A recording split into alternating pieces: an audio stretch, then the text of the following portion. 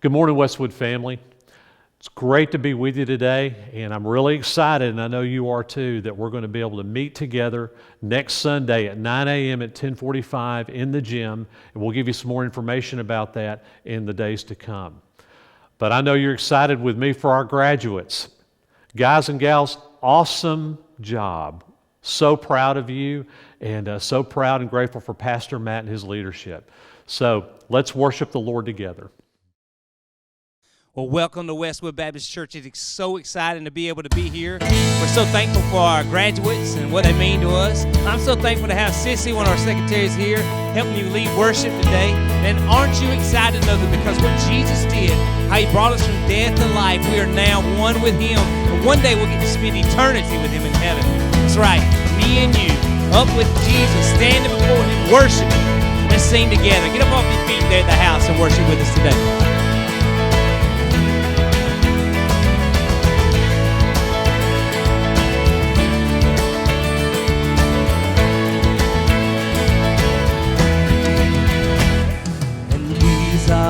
Days of Elijah, declaring the word of the Lord. And these are the days of your servant Moses, righteousness be restored. And though these are days of great trials, of famine and darkness and sword, still we are the voice in the desert crying, prepare ye the way of the Lord. Behold, he comes, riding on the clouds, shining like the sun. At the trumpet call, lift your voice. It's the year of Jubilee, and out of Zion his salvation comes.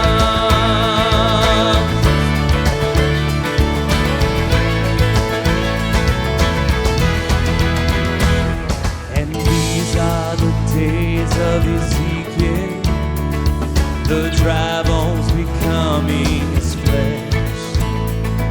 And these are the days of your servant David, rebuilding a temple of praise.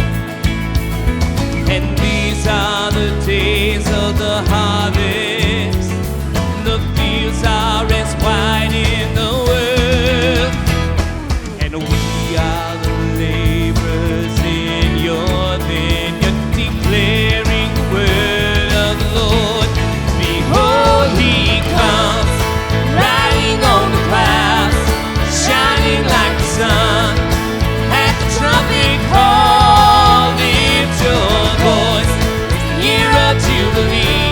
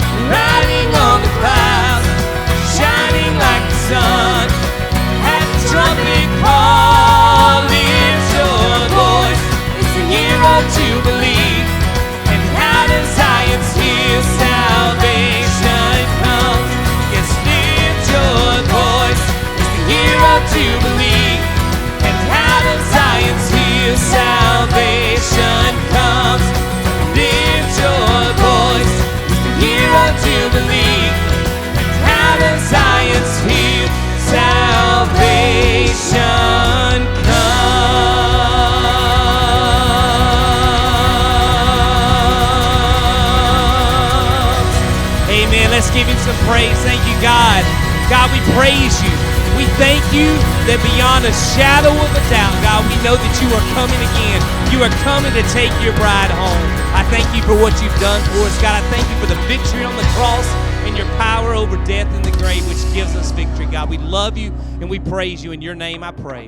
Amen. Well, guys, thank you so much again for being with us today. I want to remind you now as we move into our time of offering, we are so excited that next week we get to be back together. But don't forget, if you'd like to give, some ways that we have available still this week is you can give by mailing in your offering, or you can come by the office and drop it off, or you can go online. You can give at wbclo.com/give.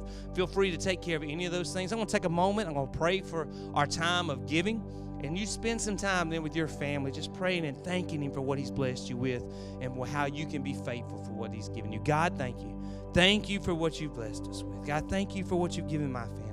God, how you've taken care of us. Now, as we all in our own homes, just, God, spend time together, may we cry out to you for what you'd have us to be faithful with what you've given us. We love you and we thank you. In your name I pray.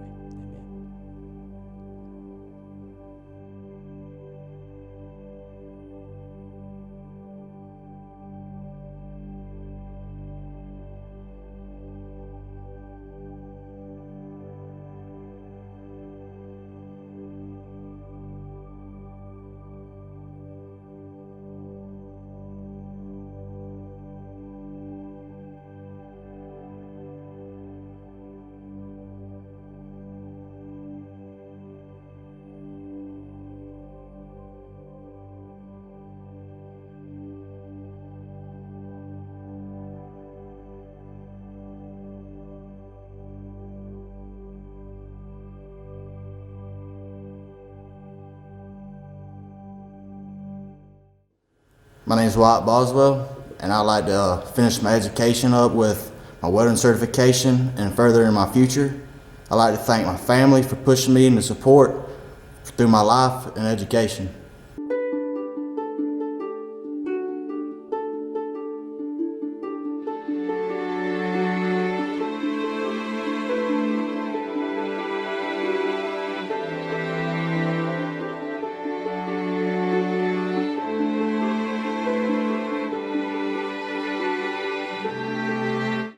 Hello, my name is Drew Bozeman, and after graduation, I plan to finish my A degree at NFCC next spring, and then I'd like to transfer and get a degree in finance. A few people I'd like to thank are my family and all my teachers for helping me get through high school.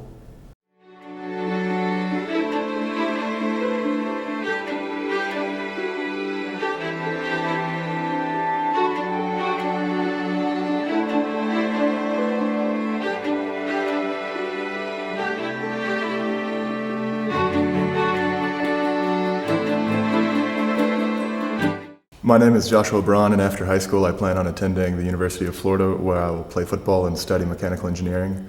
I'd like to thank my parents and my brothers for making me the man I am today and all they've done for me through my journey. Thank you.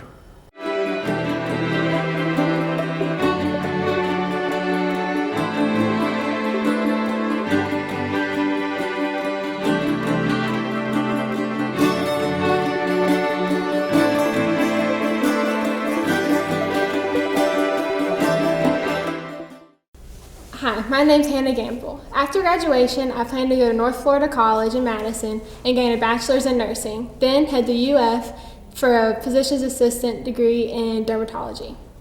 I would like to thank my mom and dad for their constant support throughout the years and everything that they've done for me.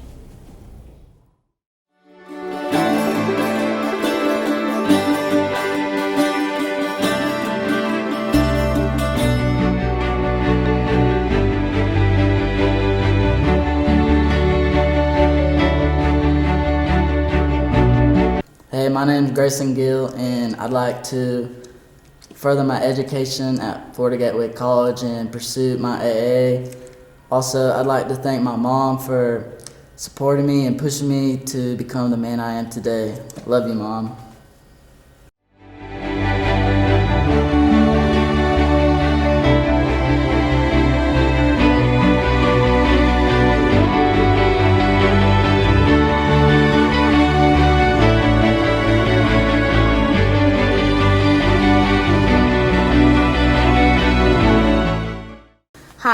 is Haley Gray, and I plan to attend Santa Fe College in the fall to get my prerequisites before transferring to the UF College of Nursing in pursuit of my BSN and then eventually my Doctor of Nursing practice.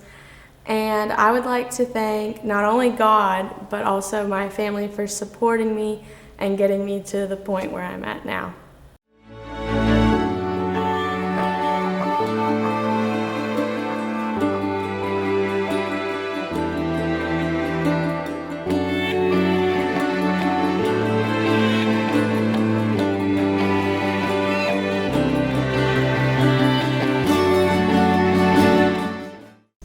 My name is Blake Howard.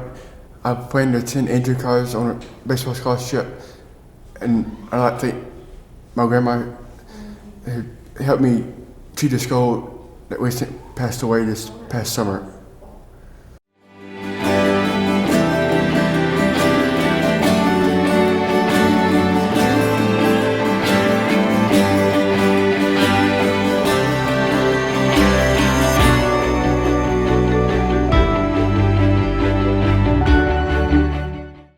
Hi, my name is Cameron Kerr, and my plans after graduation is to pursue a career in the medical field at Santa Fe University in registered nursing.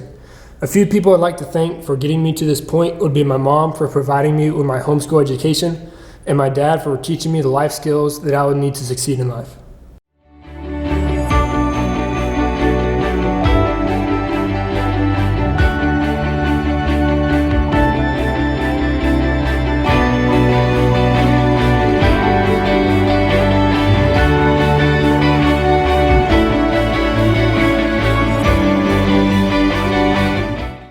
Hi, my name is Hayden Law, and after graduation I plan to go to NFC, and I would like to thank my parents for helping me get here.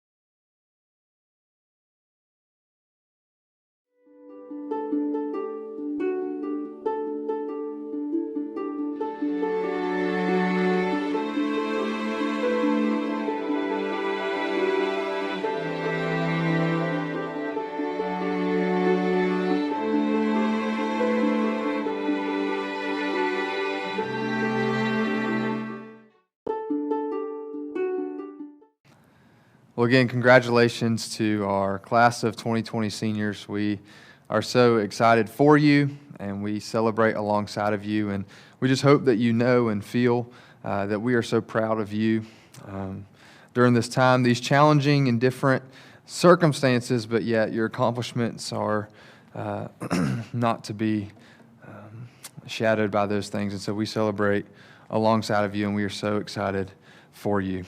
Now, this is a unique message every year, this time of the year, where we recognize our graduates and kind of wrestle back and forth every year. What can I say to someone who's a graduate? And the way that I kind of think about this is, I think, man, when I was 18 years old, I had plans to graduate high school and then go to college, or maybe there's some uncertainty, some unknowns, and I often think, what is it that I wish I could have known, or what is it that I would tell myself then? And so that's kind of the thought process that goes into a message like this. And the title for today's message is Certainty in Uncertain Times.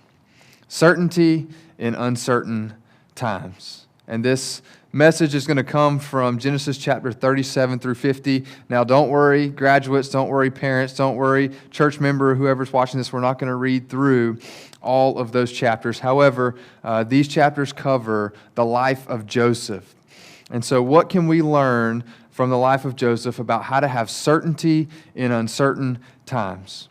Now, the reason I think this message is relevant is because certainly we have been reminded these last couple of days, whether we are a graduate or not, whether we graduated high school 50 years ago or not, we have been reminded that uncertainty is all around us.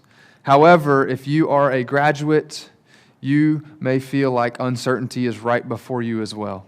You may feel like I'm not really sure about the next step. I have plans to take the next step, but I just don't know. I'm not quite confident about what that's going to look like.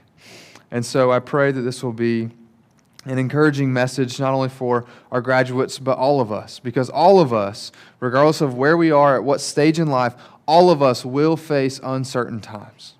It's guaranteed we will face uncertainty. And so what I want us to do is how can we have certainty? And we're going to look at that and see what is it the life of Joseph from Genesis chapters 37 through 50 teaches us about where we can find that certainty.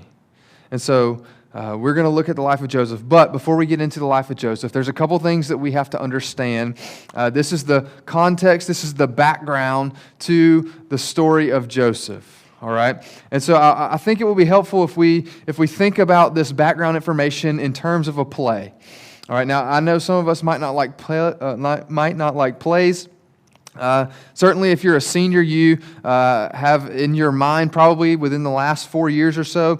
Maybe you've read through Shakespeare, Romeo and Juliet, or Hamlet, or Julius Caesar, or some type of play like this. So you'll be right on track with what I'm hopefully going to help us understand. However, if you graduated high school several years ago, maybe you have to think a little harder and remember exactly how plays are set up. But here's what I think will be helpful for us. In a play, it's usually sectioned into different acts. And within those acts, you have different scenes. Okay, so we're talking about the background information it kind of sets up the story of Joseph that we're going to get to in just a moment. But in order to make that clear for us, we need to think about it in 3 acts. All right, so the first act that we read about starting in Genesis chapter 12 is the life of a man named Abraham. All right, the life of a man named Abraham. And the reason that's important is because in Genesis chapter 12, God calls Abraham out of the land of his fathers, the land that he grew up in, the land where his family was from. He calls him out of that land, and he directs him to go to a new land. And in the process, he makes a covenant or a promise to Abraham. He promised Abraham these things. He said, Abraham, I'm going to make you and your descendants into a great nation. He says, I'm going to give your offspring this land. That land would be known as the land of Canaan. All right? And then he said, I'm going to bless your offspring. So not only am I going to give you a bunch of offspring, not only am I going to make your offspring into a great nation, I'm going to give them this land that you're now journeying through.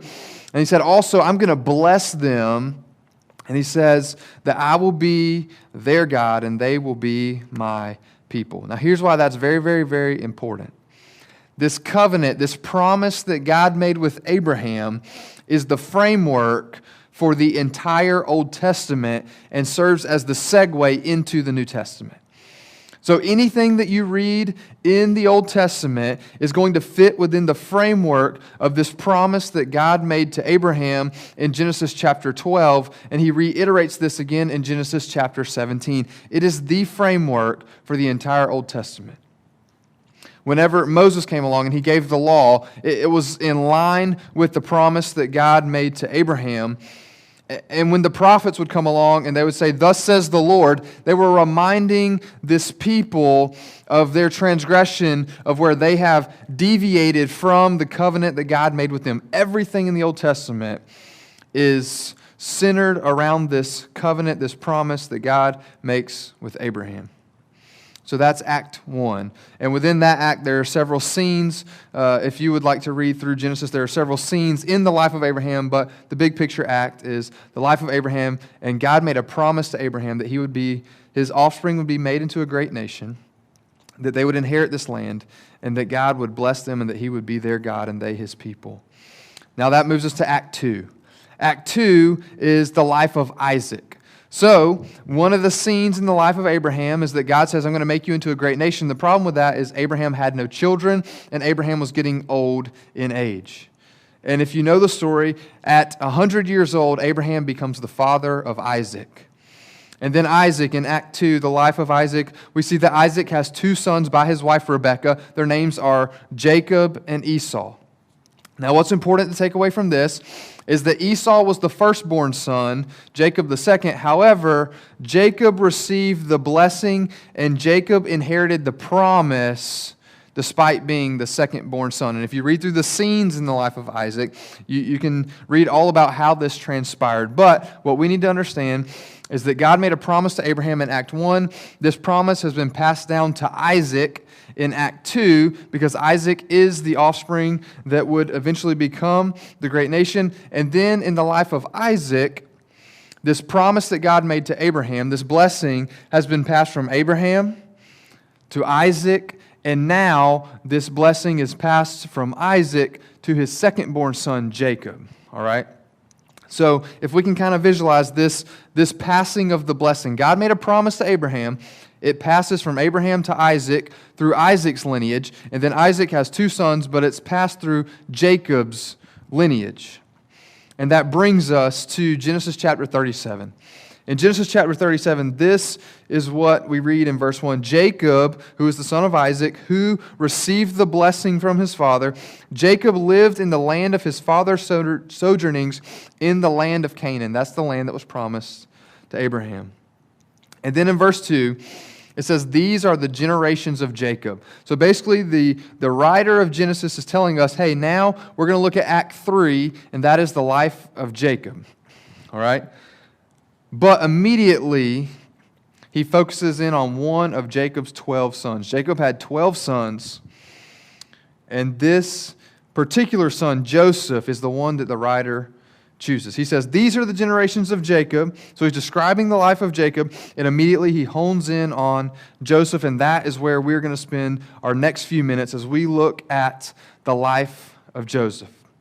Now again, the life of Joseph covers 14 chapters in Genesis. We don't have time to go over all of them, so we're going to hit the highlights, all right? We're going to hit the highlights of the life of Joseph. You probably have heard this story as a child, that Jacob, he showed some preferential treatment to Joseph. And part of the reason for that, now we don't know this in Scripture, but if you remember the story of Jacob, and one of the scenes in Jacob's life is he marries, or he desires to marry Rachel. And Rachel's father, Laban, ends up deceiving him, and he is eventually married to Leah, her sister, and then he works an additional 7 years, and finally he is able to marry Rachel.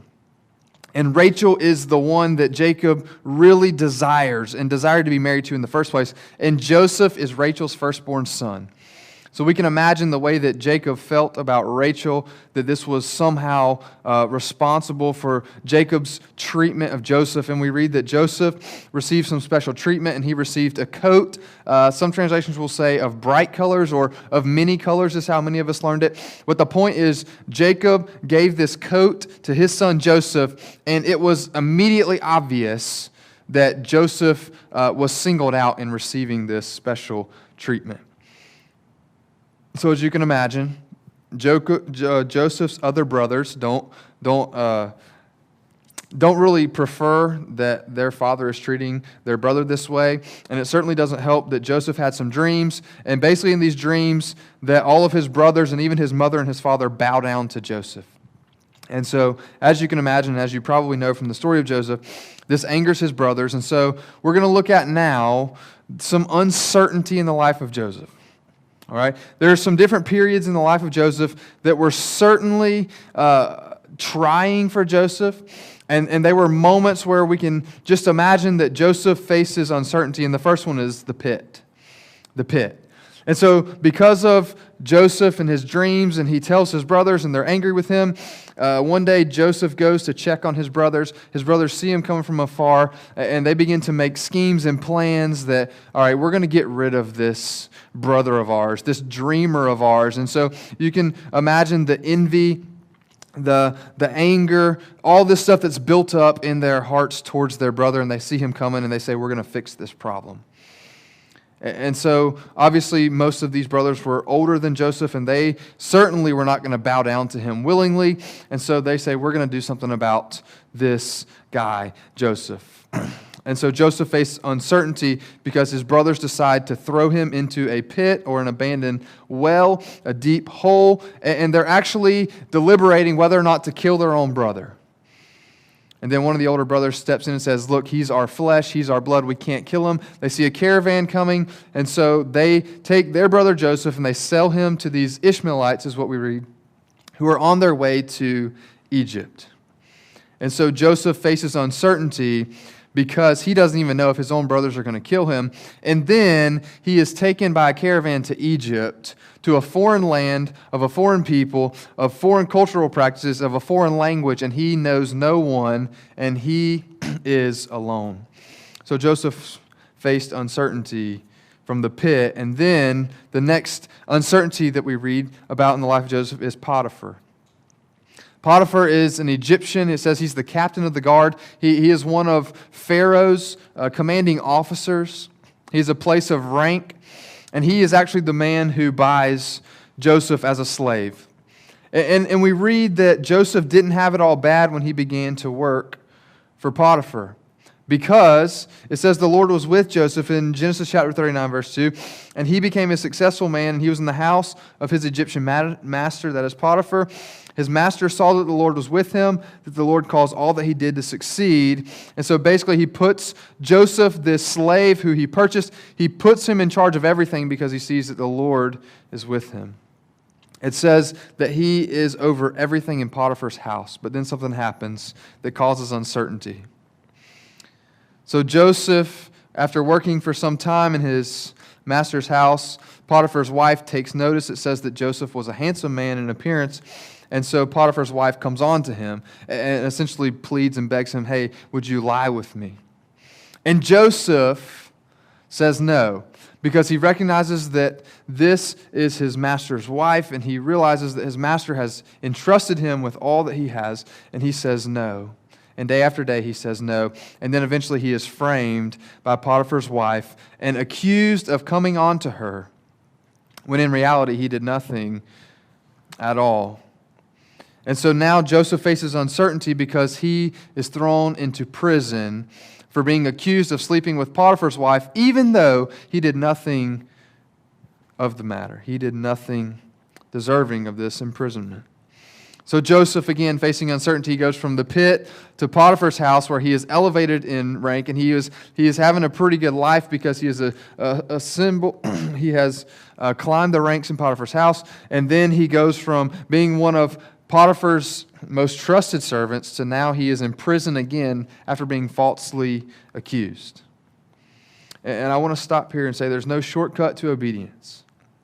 Sometimes we might think, man, Joseph, I think it would have been better for you if you would have just agreed to Potiphar's wife. You wouldn't have ended up in prison. But because of his obedience, he actually ends up in prison because of his obedience. It may appear that had Joseph only given in to this temptation, that he would have escaped prison altogether. However, he was obedient, and because of that, he landed in prison. Now, Joseph was 17 years old when his brothers sold him to that caravan who went to Egypt. And for the next 13 years, living in Egypt, over the course of the next 13 years, at 30 years old, he finds himself in prison. And so based on the timing of the text, we can see that Joseph, in that 13-year period, he was probably in prison for about half of that time. So probably 5 to 6 years, Joseph was in prison in Egypt, in a foreign land with foreign people, all alone, imprisoned for being falsely accused. Certainly, we can imagine Joseph faced uncertainty. What would become of him when he was first accused? He probably thought that Potiphar would kill him. After sitting in prison for all those years, he probably thought, there's no hope for me. I'm going to sit here until I die. And so the last thing that we see in the life of Joseph that caused some uncertainty, Joseph in prison, there are two men, a cupbearer and a baker. They're the Pharaoh's cupbearer and the baker, and they come and they're in prison because they anger Pharaoh, and in prison they have dreams.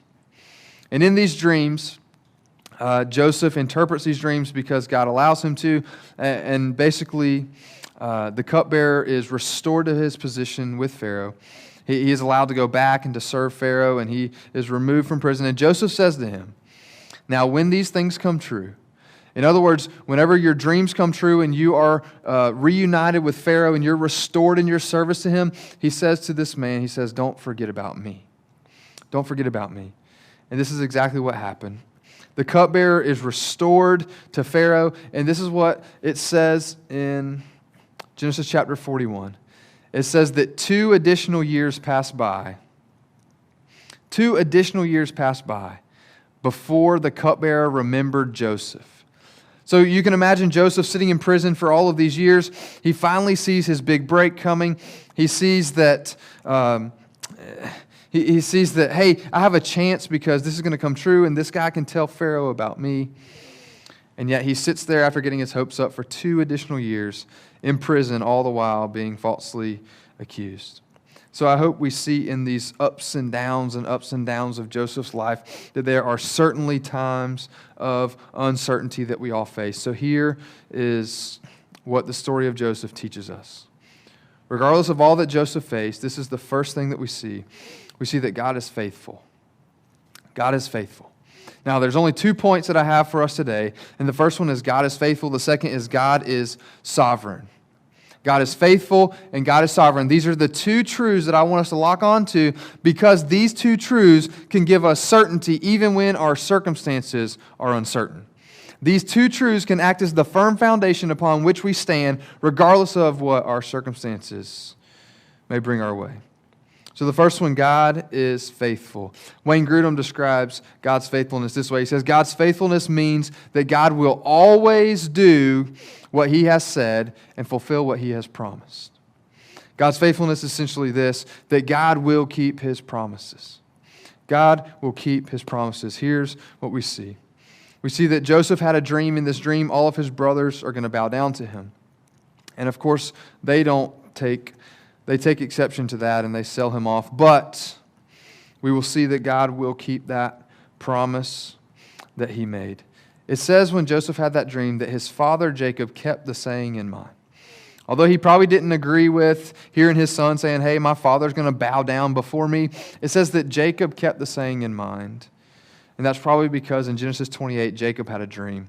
Many of us know this dream as Jacob's ladder. But in this dream, God promises Jacob in Genesis 28, He reaffirms the promise that He made to Abraham. And He says, look, I'm going to make your offspring into a great nation. I'm going to give you this land, and I'm going to bless your people. He reminds Jacob of the promise He made to Abraham. And so Jacob kept the saying in mind whenever he hears that Joseph has a dream, that all of his brothers and his father and mother will fall down before him. Here's what I want us to see. The framework for the Old Testament, remember, is the promise that God made to Abraham. Here's why I bring that up. From the time that God made His promise to Abraham in Genesis chapter 12 to the time that Joseph is finally freed from prison and he ascends the ranks of Pharaoh, 215 years go by. So when Joseph, at 30 years old, is finally freed from prison, because he interprets Pharaoh's dream and Pharaoh appoints him to basically second in command over all of Egypt. Joseph is 30 years old. 215 years before that, God made His promise to Abraham, and we'll see that's important in just a minute. So here's what I want us to do. 215 years goes by between the promise God made to Abraham and now where Joseph is in his life. But here's the point. The point is that God's faithfulness is not hindered by time. Even though Abraham had been dead, even though Abraham was gone, God did not forget the promise that He made to Abraham. So let's put this in perspective. 215 years goes by. How long is that? 215 years ago, the year was 1805. Napoleon Bonaparte was still alive fighting military battles. All right, just to put it in perspective. The United States looks something like this. So the United States did not look like we know the United States because only 2 years prior to, in 1803, was the Louisiana Purchase completed. So just 2 years before, the United States more than doubled in size. To put it in perspective, what can happen in 215 years? The Louisiana Purchase was completed, and Lewis and Clark were only 1 year into their exploration of this newly acquired territory. A lot can happen in 215 years. But here's what I want us to know, and here's why I bring this up. Even though 215 years had gone by, even though Abraham was dead and Isaac was dead, God is faithful. And God did not forget His promise that He made to Abraham that was passed down to Isaac and then to Jacob. And so through Jacob, this promise would continue, and we're going to see that Joseph played a huge role in this. So here's what I want us to understand. God is faithful, and time has no bearing on God's faithfulness. Here's why I bring it up. Seniors, for the next 2 to 4 years, if you're going to college, the next 2 to 4 years will feel like forever to you. But remember that God is faithful. He is faithful over these 215 years, the promise that He made to Abraham. He will be faithful to you in the next 2 to 4 years. God's time, God is not hindered by time. And so regardless of whatever may feel like a long time, it may feel like forever, but know that God is faithful, and because He is faithful, we can have patience. So that's my encouragement to you as a senior. That's my encouragement to you, whoever you may be, wherever you may be in your stage of life, if you're watching, that God is faithful. And so because He is faithful, you can have patience during these uncertain times. Now, I want to point out that God is not faithful to our preferences. He is not faithful to our preferences. He is faithful to His promises. So if we want to know what can we hold God to, we can hold Him to His word because He has spoken His word to us, but He does not guarantee that our preferences will be met. He is faithful to His promises. So our preferences may include prosperity, or it may include peace, and we never want any type of conflict. Our preference may be protection, but God doesn't always promise those things. But He does promise that He will never leave us or forsake us. So that in the tough times, in the uncertain times, God is faithful. He is faithful to His promise. And I hope that we remember this truth, that God is faithful because it allows us to have certainty in uncertain times. Moving quickly, the second point, God is sovereign. God is sovereign. God's sovereignty basically means that He is in complete control. He is the supreme power or the supreme authority. He sits on the throne of the universe and He governs the universe, and there's no one who can change His plans. There's no one that can prevent Him from accomplishing what He desires to do. This is what it means that God is sovereign. It means that God is on the throne and that God is in control. Here's why that's important. When we face uncertain times, a lot of times fear begins to creep in. When we face uncertainty, fear begins to creep in, and here's what fear is. Fear is an emotion that reminds us we are not in control. Fear is an emotion not in control. Fear is what happens when we know that we don't have control. We don't fear things that we have control over. We fear the things that we don't have control. Maybe for you as a senior, you remember big test finals that you would take, or going into college, you might have a big test, and you fear that test because you can't control what questions are asked on the test. And so it may spark some fear. Or you may not be a senior, but you may be fearing the test results, some medical test, because you don't control what that test reveals. And so you wait the doctor's news. We fear things that we have no control over. We fear the future because we have no control over it. We fear storms. As Floridians, sometimes we are faced with hurricanes, and sometimes it sparks fear because we have no control over the path that storm will take. Or it may be a spiritual storm or an emotional storm. We fear things that we don't have control over. We fear change. We fear the opinions of others because we have no control over them. So we do things to try to manipulate other people's opinions. And ultimately, we fear death a lot of times because death is the ultimate finality, and we don't have control, so to speak, of what happens after, or at least we don't have certainty, 100% scientific certainty of what happens after that. Although, obviously, if you are a believer, your hope is in God's word that the death is not the end, it is merely the beginning. But the point is that God is sovereign and that we have fear in uncertain times because we're not in control, but God is in control. And so if we're going to have certainty in uncertain times, then we find rest in the one who has control over all circumstances. Here's what we see in the life of Joseph. Very, very quickly, we see that it was out of envy and jealousy and bitterness and anger that his brothers threw him into the pit. They decided whether or not to kill him. They decided to send him off and to be done with this lad. Just be done with him, get him out of sight, out of mind. We'll never have to worry about this kid again. If you know the story of Joseph, Joseph ascends the ranks of Pharaoh. He becomes second in command of all of Egypt. A famine is in the land, and Joseph is put in charge of distributing all the food in the land of Egypt. And lo and behold, his his brothers, his blood relatives come from the land of Canaan because there's no food, and they come and they bow before the feet of Joseph because they are in search of food. And we see that God is sovereign because, number one, the dream that Joseph had as a 17-year-old now comes true 20 years later when his brothers bow before him. But we see that God is sovereign because God took what his brothers meant for evil, and in their jealousy and in their anger and in their hatred for their brother, God took that, and what they meant for evil, he used it and he meant it for good, and he meant it for their ultimate preservation. So here's what we learn about God's sovereignty. God's sovereignty is not hindered by man's sinfulness. God's sovereignty is not hindered by man's sinfulness. God's sovereignty was not impacted in 1 degree by Joseph's brothers and their evil actions, because God used that to actually save his brothers and Joseph's family from the famine. Joseph was able to provide food and also a place to dwell for his entire family because of his position in Egypt. In Genesis 50, verse 20, this is a famous passage, a famous verse. Many of us have heard it, maybe even have it memorized. This is Joseph talking to his brothers, the ones who 20 years ago sold him into slavery.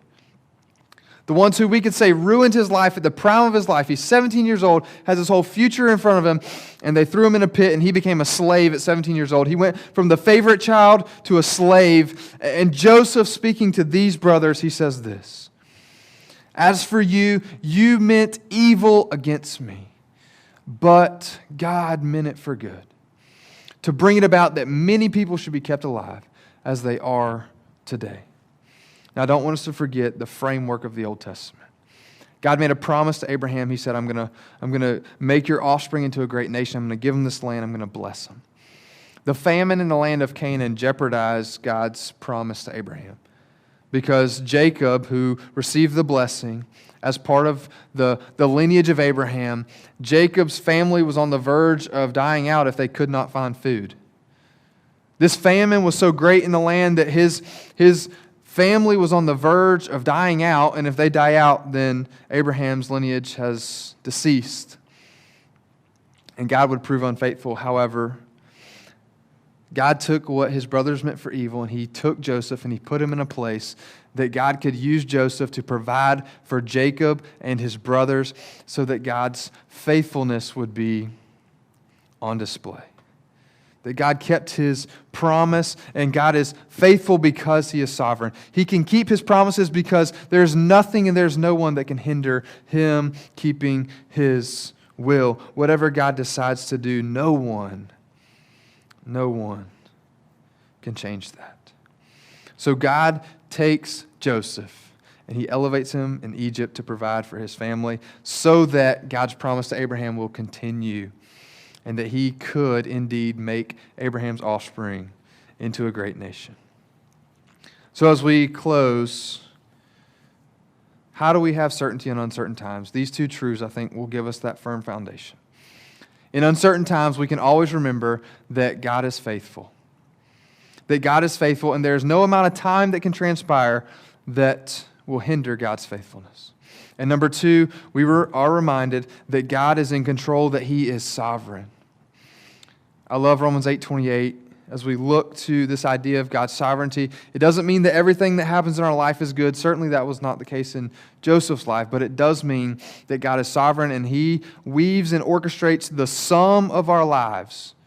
And he says that we know that for those who love God, all things work together, the sum of these things for good. Not that everything happens that is good, but the sum of these things, all things work together for the good. For who? For those who are called according to his purpose. God is sovereign, God is faithful, and we can find rest in this. I heard a story, and we'll close with this. I heard a story. It's told in Mideastern folklore of a man who lost his horse. This man lost his horse ran away.